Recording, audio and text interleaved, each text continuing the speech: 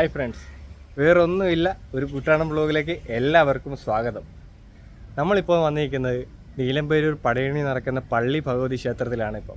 എല്ലാവരും കോലം കെട്ടുന്നതും അന്നങ്ങൾ കെട്ടുന്നതും തിരക്കിലാണിപ്പോൾ എല്ലാവരും. നമുക്ക് ആ കോലങ്ങളും അന്നങ്ങളും പൂർത്തീകരിച്ചതിൻ്റെ ആ ഒരു ഭാഗം നമുക്കത് കണ്ടു നോക്കാം. അപ്പോൾ നമുക്ക് വീഡിയോയിലേക്ക് പോകാം. പ്രസിദ്ധമായ നീലമ്പേരൂർ അതിപുരാതനമായ പൈതൃകം അവകാശപ്പെടുന്ന പടയണിയുടെ ഗ്രാമം.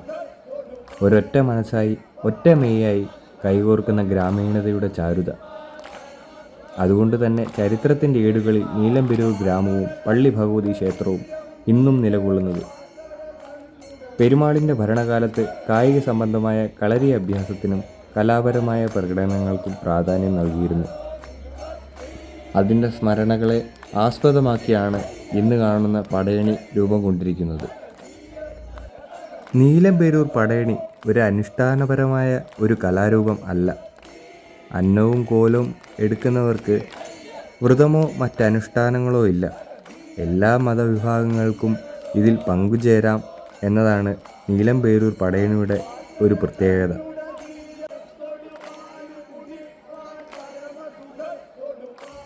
ക്ഷേത്ര മതിൽക്കെട്ടിനുള്ളിൽ അന്നത്തിനും കോലത്തിനും പ്രവേശനമില്ല. പകരം അന്നത്തെയും കോലത്തെയും നടയിൽ തൊഴിയിക്കുകയാണ് ചെയ്യുന്നത്. അന്നവും കോലവും അലങ്കരിക്കാനായി 5 വർണ്ണങ്ങളാണ് പ്രധാനമായും ഉപയോഗിക്കുന്നത്. ഇതിന് താമരയിലയും തെച്ചിപ്പൂവും ചൂട്ടും ഇളം വാഴപ്പോളയും പച്ച ഈർക്കിലിയുമാണ് ഉപയോഗിക്കുന്നത്. താമരയില പച്ചവർണ്ണവും തെച്ചിപ്പൂ ചുവപ്പും ചൂട്ട് അഗ്നിവർണ്ണവും ഇളം വാഴപ്പോള വെള്ളയും പച്ച ഈർക്കിലി ഇളം മഞ്ഞ നിറത്തെയും പ്രാദാനം ചെയ്യുന്നു. പച്ച നിറത്തിനാണ് പടയണിയിൽ പ്രാമുഖ്യം. അന്നത്തിനെയും കോലത്തിനെയും മൊത്തത്തിൽ പൊതിയുന്നത് താമരയിലകൾ കൊണ്ടാണ്. താമരയിലയിലെ ഹരിതവർണ്ണം ചൂട്ട് വെളിച്ചത്തിൽ ശോഭയേറുന്നു. അന്നത്തിൻ്റെയും കോലത്തിൻ്റെയും ഗാത്രം മൂടി പിടിപ്പിക്കുന്നത് തെച്ചിപ്പൂക്കൾ കൊണ്ടാണ്. കാഴ്ചയ്ക്ക് തെച്ചിപ്പൂ നൽകുന്നത് ചുവപ്പ് വർണ്ണമാണ്. എരിയുന്ന ചൂട്ടുകറ്റയും ചുവപ്പ് രാശി പ്രസരിപ്പിക്കുന്നു. വാഴപ്പോളയുടെ പുറംപോള മാറ്റിക്കളഞ്ഞ് അകത്തുള്ള ഇളം പോള വെള്ള നിറത്തിനായി ഉപയോഗിക്കുന്നു. ചൂട്ട് വെളിച്ചത്തിൽ ഇളം പോള സ്വർണ്ണ നിറത്തിൽ തിളങ്ങുന്നു എന്നതാണ് പ്രത്യേകത. വാഴപ്പോളകൾ ഒരു പ്രത്യേക രീതിയിൽ വെട്ടിയെടുക്കുന്നതാണ് വന്നങ്ങൾ. അന്നത്തിൻ്റെ തൂവലുകളായി ഈ വന്നങ്ങൾ ഉപയോഗിക്കുന്നു. പച്ച ഈർക്കിലി വളച്ചുകുത്തിയാണ് താമരയിലെയും വന്നങ്ങളും ഉറപ്പിക്കുന്നത്. പ്രകൃതിയിൽ നിന്നും കിട്ടുന്ന സാമഗ്രികൾ മാത്രം കൊണ്ടാണ് അന്നങ്ങളും കോലങ്ങളും നിർമ്മിക്കുന്നത്. അന്നങ്ങളുടെയും കോലങ്ങളുടെയും ചട്ടം മെനഞ്ഞെടുക്കുന്നത് കവുങ്ങിൻ പാളിയും മുള പാളിയും ഉപയോഗിച്ചാണ്. പടയണിയുടെ ആത്മാവാണ് അഗ്നിവർണ്ണം. എരിയുന്ന ചൂട്ടുകറ്റയാണ് അഗ്നിവർണ്ണം നൽകുന്നത്. പടയണിയുടെ എല്ലാമാണ് ചൂട്ട്. അടിയോലകളാണ് ചൂട്ടിനായി എടുക്കുന്നത്. ഈ ചൂട്ട് വെളിച്ചത്തിലാണ് പടയണി നടക്കുന്നത്.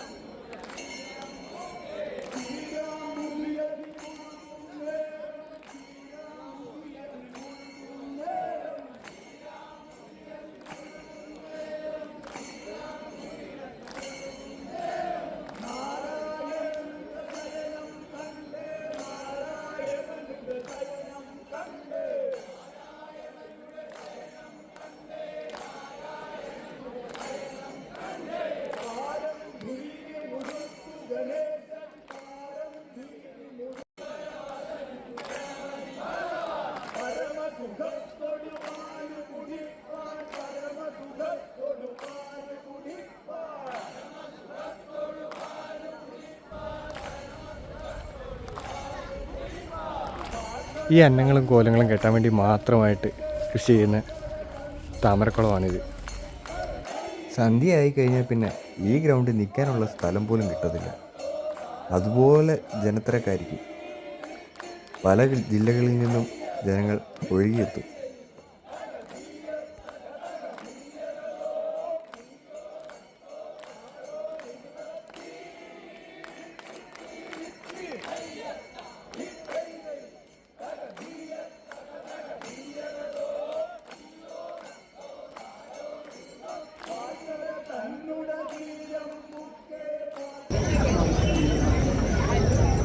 ഈ കാണുന്ന ജനത്തിരക്കൊന്നുമല്ല, ഇനിയും ആൾക്കാർ വരാനായിട്ടുണ്ട്. ഇഷ്ടം പോലെ ആൾക്കാർ വരാനായിട്ടുണ്ട്. ഈ ഗ്രൗണ്ട് ഫുള്ള് ആൾക്കാർ വരും.